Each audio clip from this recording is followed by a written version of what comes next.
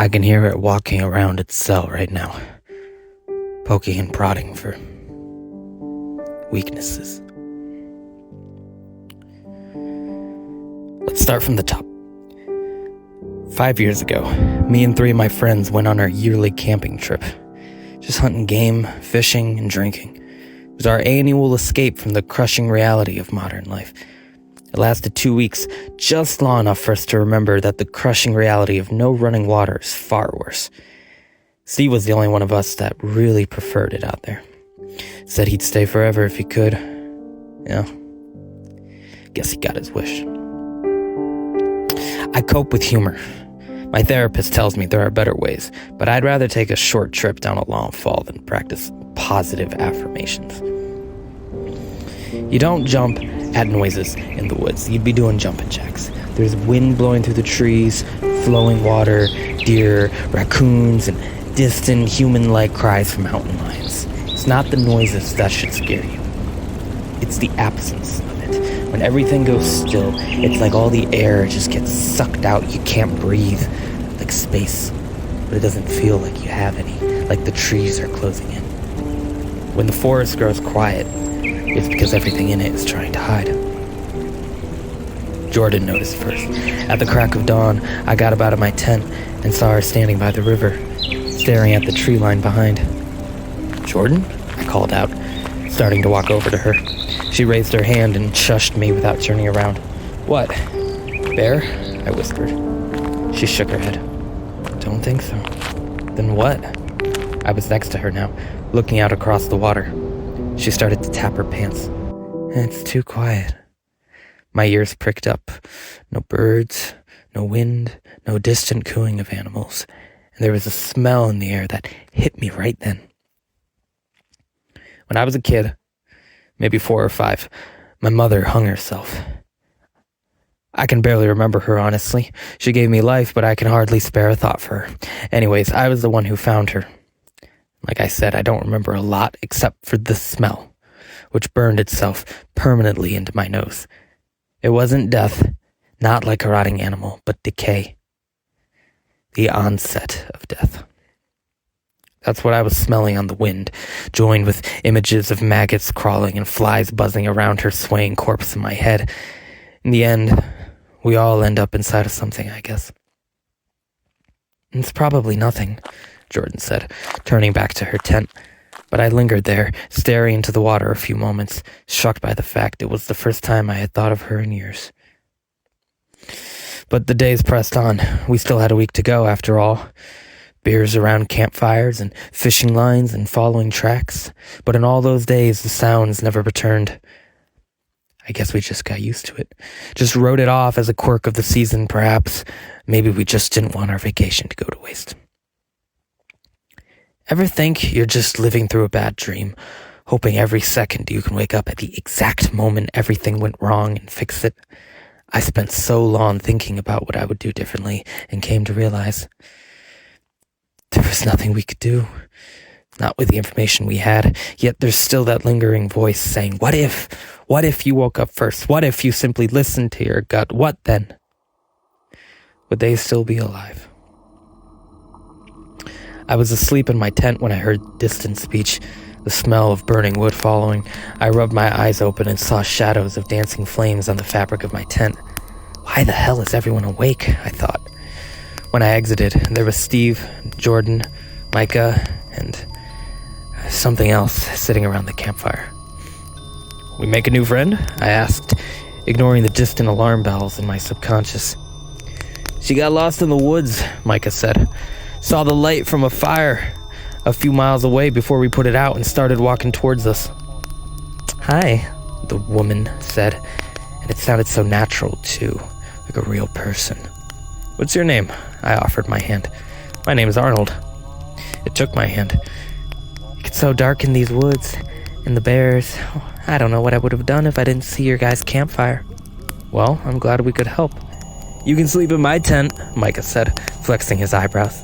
"Dude," Steve stared at him. "You can sleep in mine," Jordan smiled. "Thanks, I really appreciate it," it said. The smell never went away, but I noticed it again now. overpowering. The smell was on my tongue, with acid bile threatening to flush out whatever vile thing had entered my mouth, but I pushed it down and carried on as normal. And when the conversation died down, it was only the crackling of the flames filling the air. "Well, we should probably get some rest." Micah stood up. "What's wrong? Afraid of the dark?" Steve said. "Yeah, man, there's bears and shit." I can remember every word. I can see their lips moving in my head, could reconstruct their faces perfectly. I've been holding on to them for so long, yet the truth is that they're slipping away from me. And when they finally do, they will truly be gone forever.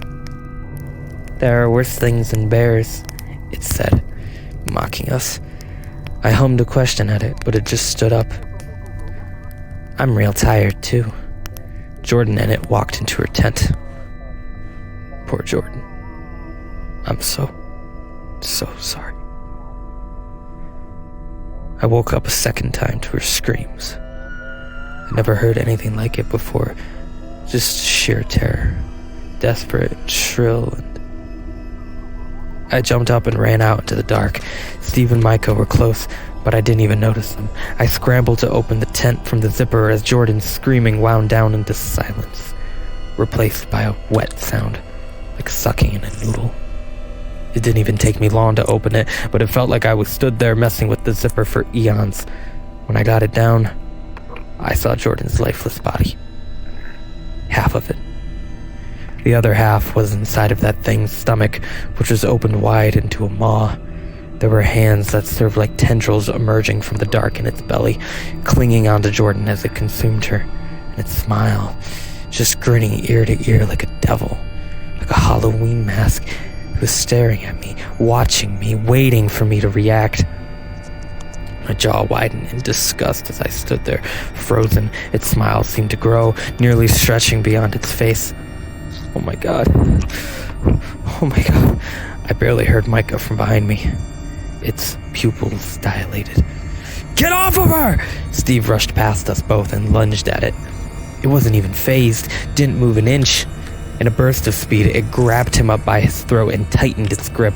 Steve brought his hands to its arm and thrashed wildly in desperation. Then, it simply let go of him. He fell onto his back with a thud. It wanted to watch him run, I think. Just a big game. The only part still visible of Jordan was her shoes. Then Micah screamed and sprinted away into the dark. Steve backed away from it on the floor with his eyes wide before he picked himself up and ran past me. And I stood there still as a ghost. Jordan was gone now, every inch of her. The maw in its stomach stitched itself back together and it hummed with delight. It's very good at playing pretend, and I know that because it wasn't pretending anymore. It stood there, pupils filling the space in its eyes like a mannequin. Its chest didn't heave, it didn't sway, and its smile fell to a smug look. It thought I was already dead. Stupid bastard. Steve let out a feral yell as he ran back over, carrying his hunting rifle, but I couldn't take my eyes off it. I thought if I did, it would get me. "Move!" Steve yelled. I jumped at his voice before finally breaking my stance and bolting away. A loud bang rang out from Steve's gun, shocking my eardrums. I looked back to Jordan's tent to see if he got it, and I saw Jordan standing there. She had taken the place of it without a scratch on her. It had taken her face. Well, maybe. I'm still not sure how it works exactly. "What?" I heard Steve mutter. "What are you doing?" it said in Jordan's voice. "Why are you shooting at me?" it screamed. Were you having a nightmare? Jordan? It started to walk towards him, slowly, with its arms held up. "Just put the gun down." It reached out for his gun. My senses returned to me. "Steve, don't!" I shouted, but it was too late. I blinked and a dozen hands appeared from its maw, grabbing onto Steve, who was struggling against them and trying to pull him in. He screamed and grunted against the force pulling him. I ran over and grabbed his gun from his hands. I took a step back, aimed and fired directly into its head. It just flinched. There wasn't a hole, not even a mark. "Help me!" Steve screamed, desperately trying to pull the hands off him as he inched closer towards its body. I spun the rifle around and smacked the hands with it. Some of them relented, but there were too many for it to help. In a swift motion, Steve's body was pulled forward as he fell to his knees, his head inches from the maw. "Please!" My skin still crawls, thinking of his scream. Steve tried using his hands to push against its body. It was almost worse that he struggled so much. He fought so hard, he must have had some hope he could live. "I'm sorry," was all I could say. I was useless. I just stood there and watched. I should have. Steve's body lunged forward again, plunging him inside of it. He let out one more primal scream before it all went quiet again. And then I ran. I ran through the dark, uneven terrain until my lungs felt like they were about to collapse.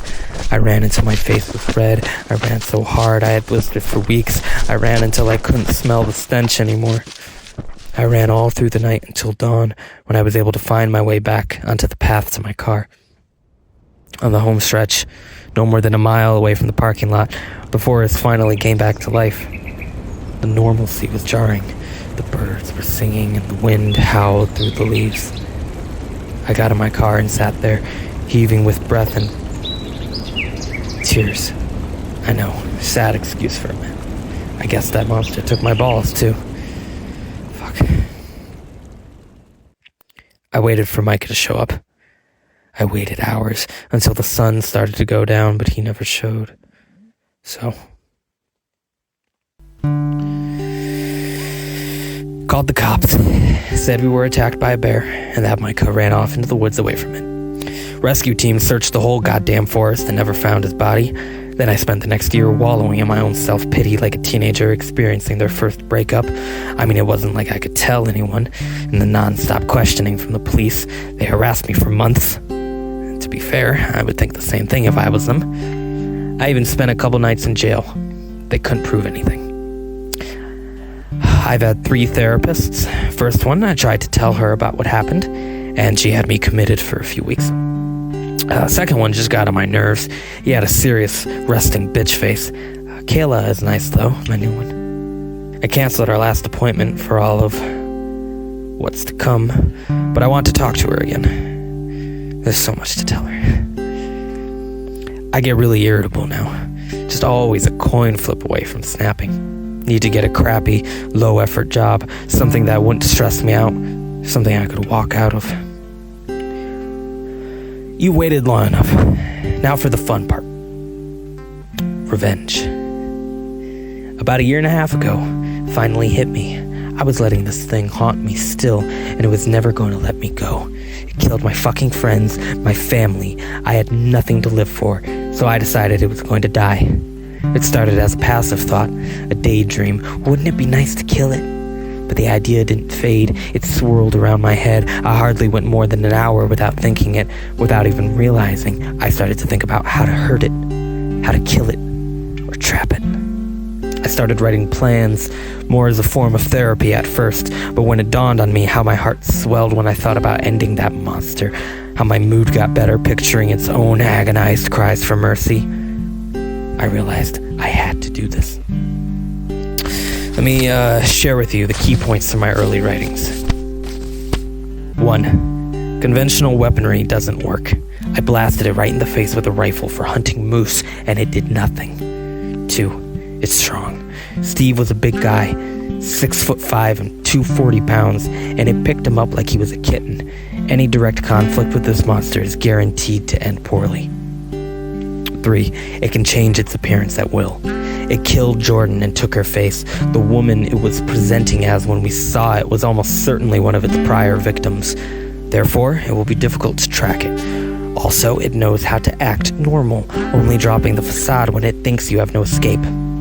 4. It's playful. It let Steve go, and it waited for me to run to make a move on me. God knows how long it spent stalking Micah in those woods, and it could have just attacked us in our sleep, but it chose to act like a lost hiker. 5. It's clever. If we go with the assumption that the smell and the woods quieting down were signals that it was close, then it must have spent over a week watching us. It spent a week studying our capabilities and perhaps waiting to see if others would join us or not. I don't think it would be intimidated by a large group, but if it did attack one, then most of the people would probably escape, and maybe it doesn't like loose ends. 6. Skinwalker-like behavior. Skinwalkers are said to be witches that can morph into different faces and even animals. Now, I've never heard any stories about skinwalkers killing people like that monster does, but there is a similarity there. They're both monsters capable of changing their appearance that spend their time in and around dense wooded areas. 7. It avoided giving me its name. When I asked the question, it immediately redirected the topic.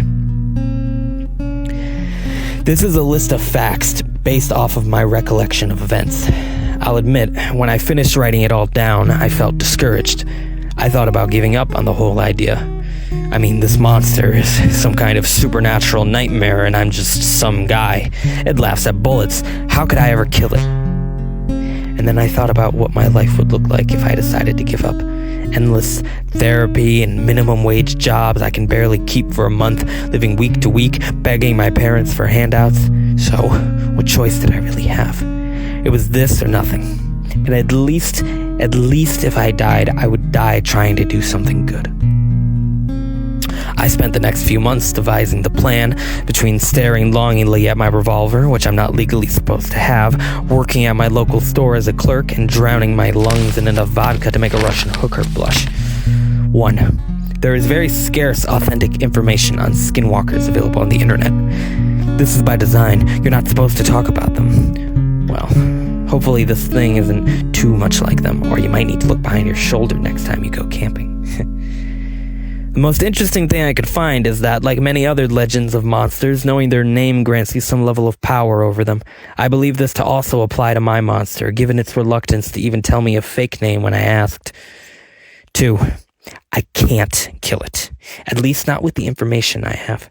Sure, it's possible that something like fire or silver bullets would work, but I'm only going to get one shot at this. Not worth taking a risk on something that probably won't even work.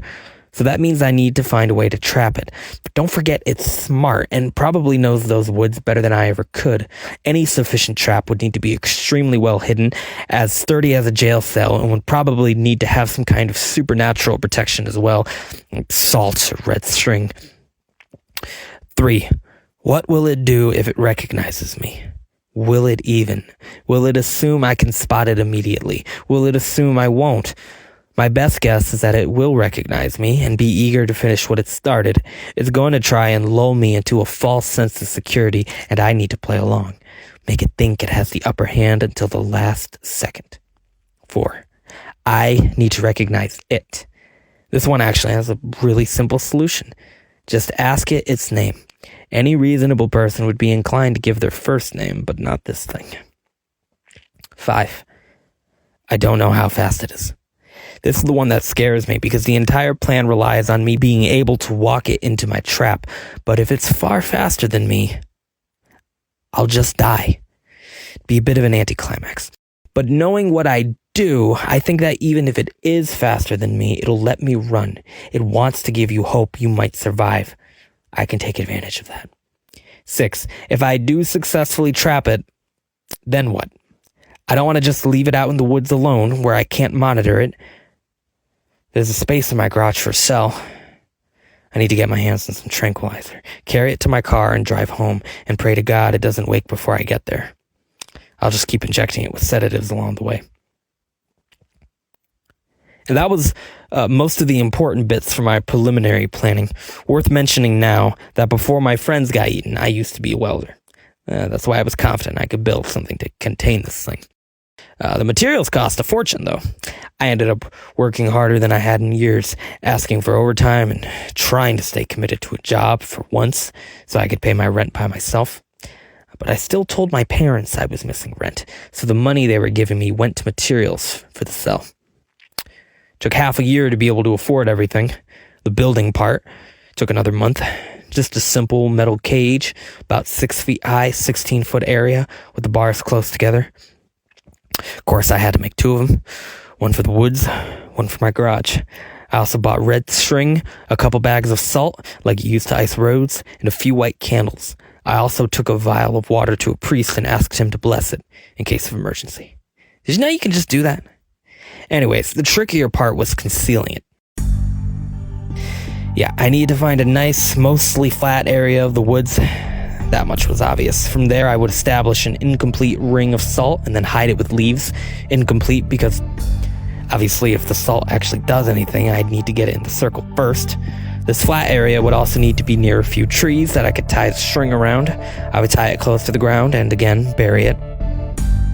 A bit harder to hide a prison cell, however. Even harder to get it out into the middle of the woods. We're talking about 9,000 pounds of steel here. Actually, forget the hiding it part. The logistics of moving the cell gave me migraines for weeks. The last friend I still have, Jamal, he's got his forklift license. So what I had to do was convince Jamal to rent it for me. I'd give him the money so I could do yard work. From there, I also had to rent a trailer and use the forklift to put the cell inside of it. Then was the process of driving 2 hours on the forklift down back roads to avoid cops to get it to the woods, which was also the first time I had seen those woods in 5 years and nearly gave me a panic attack when I saw the tree line. But the more prevailing emotion I was feeling was annoyance, because after I parked the forklift in a nice secluded spot, I had to walk back home hitchhiking. All of that just to drive back with the cell in the trailer I was towing with my truck. And I wasn't even close to done, because you're not supposed to be carrying 9,000 pounds on a forklift through forest terrain where there's twigs and soft ground. I needed to prepare a path. I had to go back in there and spend hours wandering just to find a good spot, and then spend hours more making a suitable path to follow. I had to stop more times than I'd like to admit to slow my breathing.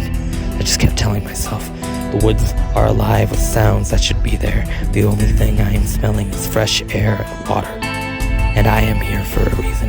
A single goal: to catch that son of a bitch. After 14+ hours, days, I was done. The process of driving the forklift with the cell through my path probably took 10 years off my life. Forget monsters. Hearing tires buckle for a second going up a small hill is the scariest thing I've ever experienced. But it was there. A steel cell in the middle of the woods. All my hard work and planning and constant never-ending expenses were all coming together. Another expense was purchasing a mountain of sedatives off some seedy site on the dark web. I put the liquid into some pointed containers and assembled a rudimentary gun which would push these darts out with hopefully enough speed to puncture this thing's skin. If it didn't, well, there was a lot of hoping and praying going into this plan. After I delivered the forklift back to Jamal, there was nothing left to do but get my camping gear ready and head back out into the woods. You're wondering how I hit the cell, right? Don't worry, I'm saving that for later. I had planned for everything, but there were still so many unknowns, so many points of failure, but if everything went to plan, I could walk out of those woods with at least a modicum of the weight on my chest lifted off. I had brought enough supplies to last me 3 weeks, having no idea how long it would take to show itself. It felt nostalgic to be camping there again. Sitting around the fire that first night back, I cooked 3 extra portions. I don't think this is something they'd want me to do. They wouldn't want me to risk my life. They'd want me to move on and live a good life, not remain chained to the past. But what would they know? They wouldn't know what it's like to brush up against death and watch everyone around you die. They wouldn't know what it's like to live in a boring, ordinary world, knowing there are things just out of eyesight that defy the laws of reality as we know them. If I died, and Steve lived instead, and he went down the same path as me, and I had a chance to talk to him, I'd probably just tell him to stop too, I suppose. But I didn't have a choice. It was this or nothing. No other path forward was working. In the morning, I went out and searched for one more thing I needed for the trap.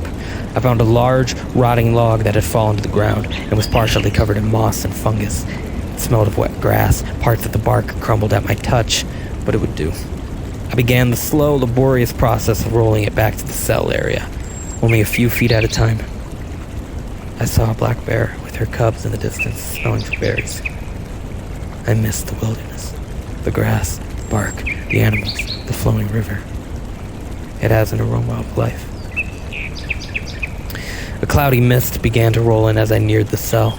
The sudden lack of visibility had me looking over my shoulder constantly, and then I was right back into that headspace of fear and panic. When I was done hauling the log, I immediately got to work setting it up. I strung a rope around the log into knots, and then had to climb the nearby trees to wrap around their branches. I hadn't moved this much in years. It was freeing. When all was said and done, I had a trap for the trap set up. When the mechanism was pushed, the suspended log would come falling and slam into whatever was unlucky enough to be in its way, and hopefully knock the monster into the cell and leave it dazed long enough for me to lock it shut. I knew it wasn't perfect, but it only had to work once. I walked down to the river me and my friends used to camp at and set up there. The days rolled on, and I spent them going over every step and every contingency. The whole time my stomach churned with anxiety, waiting for that smell of decay to return. I was afraid, though that's hard to admit. But what I felt could never compare to what they felt before they died. A week and a half in, it started. The woods went still, and my heart stopped beating. It wants to finish what it started? Well, so did I. All I could do was wait. The anxiety was even worse now. I spent the days with my head on a swivel, and the nights I could barely sleep at all. Forced myself to sleep in only 1 hour increments, keep me from getting into a deep sleep. But as the sun continued to rise and fall with no sign of the monster, my exhaustion was peaking. I didn't know how much longer I could keep it up. Then one night, I woke up before my alarm to the sound of quiet thudding outside my tent. It was cold enough to warrant 2 blankets, but I was sweating, and for a brief moment, I wasn't sure if I could really do this. Burying every survival instinct I had, I got up from the ground and walked out of the tent. Who's there? Oh, sorry, I'm just a little lost. A voice came from the dark. My heart was in my throat. I didn't need to worry about figuring out a way to identify the monster when I saw it. My subconscious was doing that for me. You need some help? Could you? The shadow moved towards me. It was the hardest thing to maintain my composure, but it was worse to turn my back to it and go into my tent to grab a flashlight. I flipped the switch and saw a small woman a few yards away with disheveled hair and dirt on her face. Keep it cool. How long you been out here? You okay? Yeah, I just took a wrong turn. It grinned. Sorry to hear that. I don't know how well I hid my shaking hands. Do you know the way out? I mean, I've heard stories of people coming in here and never leaving. I don't want to end up like one of those people. Every time it spoke, it was accompanied with an exaggerated gesture. Yeah, I can find the way out. Awesome. Would it be okay if I just kind of hung around here for the night and we leave in the morning? Yeah, I was scratching my face. I'm Arnold, by the way. What's your name? There was a flicker of recognition in its eyes. Have I seen you before? You come here often? I didn't know if this was a test or just another joke, but my best play in this scenario is just to play it cool and honest. Deep breath. Used to, many years ago. I stammered out my words a bit. Last time I was here, my friends were attacked by a bear.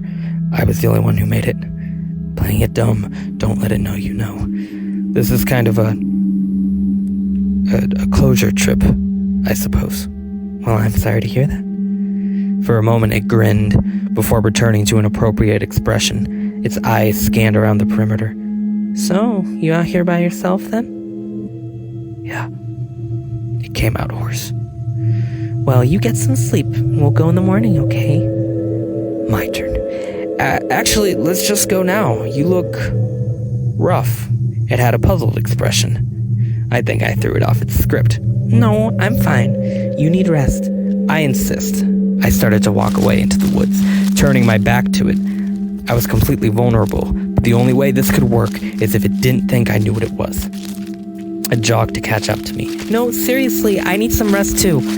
Trust me, we'll be there in no time. I'll drive you home even. I had to fight the urge to turn around to keep my eyes on it. It wouldn't attack you now. It wants to play with you, was the mantra I had stuck in my head. You sure this is the right way? It said.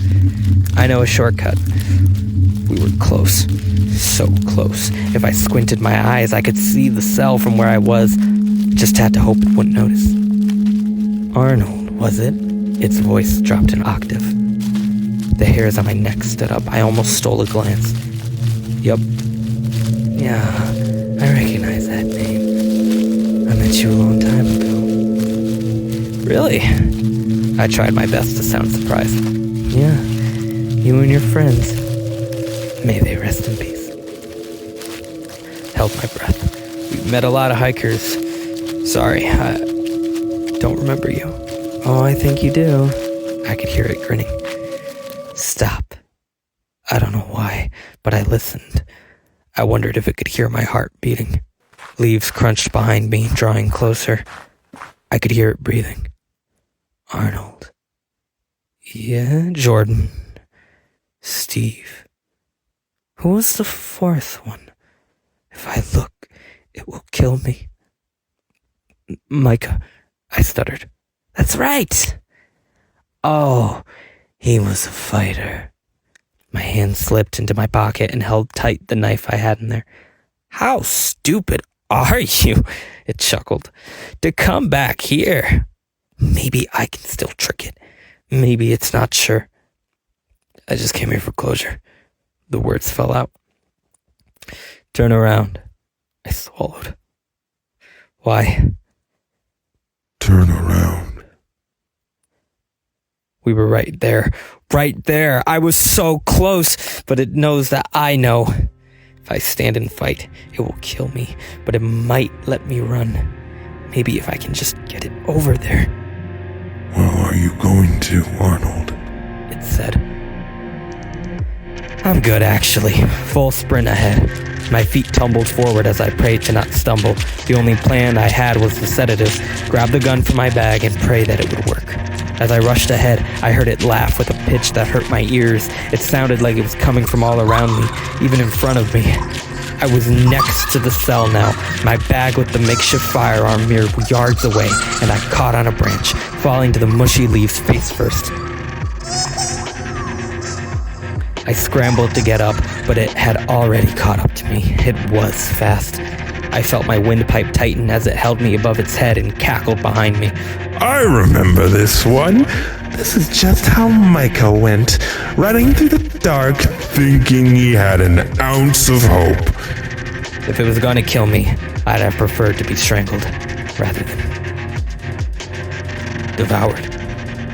But it wasn't done playing with me yet. It chucked me forward, and I tumbled with the ground, my ribs screaming in pain. But I was right next to my bag. Fueled by adrenaline, I plunged my hands into the mound of leaves. I buried it under and retrieved the weapon. It outstretched its arms. Go on, try it. I took aim and fired a dart, which actually punctured the skin. A surge of hope shot through me. A surge which was dashed away as it nonchalantly plucked the dart from its arm and dropped it to the ground. You really thought that would work? It took a step forward, grinning wide. It didn't notice the cell. Didn't notice the steel bars or the door hanging wide open. And how could it? There were no bars to see. Every inch of it was covered with glass, mirrors, and it was so obsessed with its prey, so single-minded in its drive to hunt and kill and play with its victim that it didn't even notice its own reflection. My log trap was primed and ready if it would just take another step. So I took a step towards it and knelt, with the gun still firm in my hand, not like it would have any reason to be intimidated by it, right? You win. I want to face my death with dignity, I said. There's no dignity in this, it said. You will be screaming forever in the dark and the cold, so very, very scared, scrounging for any hope, but there is none. It took a step closer. Only despair and decay. I looked up at it, eyes firm. I'm ready. Just get it over with. It smiled and opened its jaw, letting out a disorienting screech which shook the leaves around us. Then its stomach opened wide, and the hands which I had last seen so very long ago shot out and grabbed me, nearly biting into me with their force. It took its time to swallow me, letting me struggle, letting me scream and fight, but I didn't, because I still held firm my grip on the gun. You shouldn't underestimate me. I looked up and met its eyes, and there it was, the look of confusion on its face. Priceless. I pulled the trigger, and a dart went flying off to our side, a dart which smashed into and tore apart the rope suspending the log in the air. It came falling down fast, too fast for it to react. The log smashed into it, creating a shockwave and sending it into the cell, tearing away the grip it had on me. Faster than I had ever moved in my life, I sprung up to my feet and slammed the door shut, locking it with the key in my pocket. It lay dazed on the ground for a moment on the other side of the cell before it shot up and was next to the door in the blink of an eye. I stepped back away from its lunging hands, which smashed through the glass towards me. Quickly, I ran away from the cell and grabbed the bag of salt and poured out the rest of it. I finished tying the red string I bought and started to light the candles, and it started to laugh. What do you think you're accomplishing? I ignored it, focusing on the candles. I will break out of here, it said. It gripped the bars on the door and started to reel back, trying to pry them off. My heart dropped when I heard the steel creak. It won't hold it. But the darts did puncture its skin. I sprinted to the gun I left on the ground in front of the cell. It snarled when I got close and reached out its hands. I grabbed the gun and began firing into it over and over again. The steel started to bend. There were at least 15 darts puncturing it across its whole body. Then the snarling and thrashing started to calm, and it slumped to the floor, unconscious. Holy shit. I won. I stood there, shaking in the dark and silent forest, watching it. Is it really? Is it pretending? Maybe a few more ought to do the trick. My shoulders slumped as I sat down and caught my breath, eyes drooping, but I couldn't sleep, not yet. It needed to be transported now. I did it. I did it, guys. I said, hoping that somehow, somewhere, they could hear me. There was the possibility it was just pretending to be asleep, but my only two options were stick to the plan and transport it back to my house, or just leave. I had come too far to just walk away over a little risk.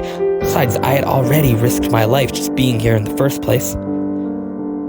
Still racked my nerves to open the cell and walk within an inch of that thing. It wasn't breathing. Did I? My head tilted. Or does it not need to? I didn't want it to be dead, truthfully. That was a fate too merciful for it. After all the lies it's taken over God knows how long, it needed to suffer first. Plus, who wouldn't want to learn more about this thing? How does it work? Magic? Can what it does be learned and applied? I could win an award for this. With that thought driving me forward, and my hand rising to wipe the sweat from my brow, I placed my arms around the monster and lifted it up over my shoulder. The trek through the dark back to my truck was uneventful, as I made sure to inject the monster with more sedatives every 30 minutes, reminders courtesy of my phone, its alarm piercing the quiet dread of the woods. There still wasn't even the sound of wind. Was it this thing's mere presence that was causing disturbances in the natural world? What was going to happen when I brought it back to my house? If it is only its presence that caused the smell and the vacuum of sound, and not something it actively chooses to do, then where was it the rest of the time, when the woods were normal? So many questions, so many questions. Opening the back door of my truck and throwing the unconscious form in there, I gave it another shot ahead of schedule, just to be safe. Pulling into my driveway had my heart swelling with something I hadn't felt in a very long time. Pride. I accomplished something impossible. I had won against a nightmare. I might be a genius, or maybe just crazy, but aren't those the same thing? So into the cell it went, with cuffs around its hands, tied up to the wall, and all that was left to do was sit and wait for it to awake. I pulled up a chair and placed it near the cell, keeping my gun close as I watched it, but the exhaustion overtook me and I blacked out. The next thing I saw was it standing up next to the wall I chained it to, staring, with no expression, just eyes wide, studying me, I think, studying its surroundings. The chair dragged along the ground as I jumped back in it. I expected it to laugh at that, but it didn't. It just continued to stare. "You're awake," I said. No response. It was like that goddamn quiet had infested my own home. "How do you feel?" "Not so powerful now, are you?" Its eyes bored into me. The smell of rot was wafting through the air. I stood up, sniffing my nose. "Got something for that, too." I walked to a table and grabbed some air freshener, blowing it into the monster's cell. I made a gagging expression. "God, you need a bath." I don't think a single hair on its head moved. "You were so talkative just a few hours ago. What happened?" I walked up to the bars and placed a hand on them. I narrowed my eyes. "Are you scared?" It smirked for a moment. "No." "I earned this." "Well, you're looking at the guy who tricked you, who trapped you twice, and even brought you to your knees twice. Some unspeakable horror you turned out to be." I squeezed my head into the cell. "Maybe you should be scared." It pointed its nose up. I smiled. "If that's what you think." I grabbed the chair and put it off to the side. "Now, before I go to sleep, should probably tell you before you try something stupid. There are cameras pointed at you. Say hi. And if they detect too much movement, an alarm is going to go off. That's going to bring me back in here with my gun, and you'll go back to sleep." I picked the gun off the floor and went for the door, waving goodbye to it as I shut the door and turned out the light. Half a second later, I realized I forgot my jacket in there, so I walked back in to grab it. Forgot my jacket. My hand went for the light. My mother was staring at me from behind the cell. It was her face, exactly. My hand shook as my breathing sharpened. "How did you?" I whispered. It grinned. But I was entirely too tired for all of this. I simply grabbed my jacket and left. When I woke the next day, I started writing this. It's been good so far. No foolish attempts to escape. When I'm done writing, I'm gonna go back in the garage and begin testing on it. I need to know how it has my mother's face.